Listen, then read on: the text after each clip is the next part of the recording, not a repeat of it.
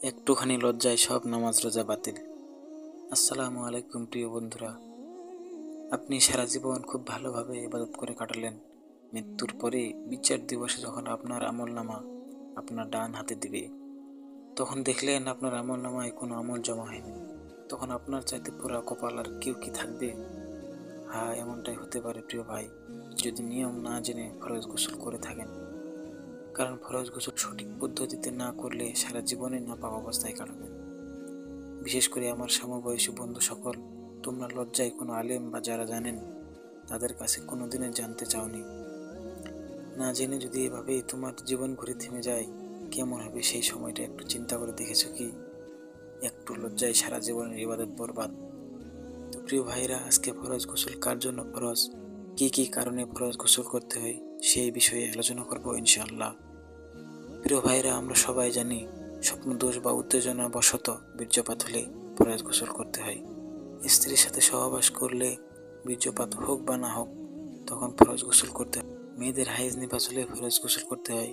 ইসলাম গ্রহণ করলে ফরজ গোসল করতে হয়। গোসলের ফরজ তিনটি: গড়গড়া সহ কুলি করা, যাতে পানি গলার হাড় পর্যন্ত পৌঁছে। এরপর হাতে পানি নিয়ে নাকের নরম হাড় পর্যন্ত পৌঁছানো, এবং শেষে সমস্ত শরীর উত্তম রূপে ধৌত করা। ফরজ গোসলের সঠিক নিয়মটা জেনে নেওয়া যাক। প্রথমত আপনাকে নিয়ত করতে হবে বিসমিল্লাহ বলে গোসল শুরু করা, 2 হাত কবজি পর্যন্ত ধৌত করা। সহিহ বুখারী 248। পানি ঢেলে বাম হাত দিয়ে লজ্জা স্থান পরিষ্কার করা, এরপর বাম হাতটি ভালোভাবে ঘষে ধুয়ে নেয়া। নামাজের উজুর মতো ভালোভাবে পূর্ণরূপে উজু করা, এক্ষেত্রে 2 পা বাগে রাখলেও চলবে, যা গোসলের শেষে ধুয়ে ফেলতে পারেন। মাথায় পানি ঢেলে চুলের গোড়া ভালোভাবে আঙ্গুল দিয়ে ভিজানো।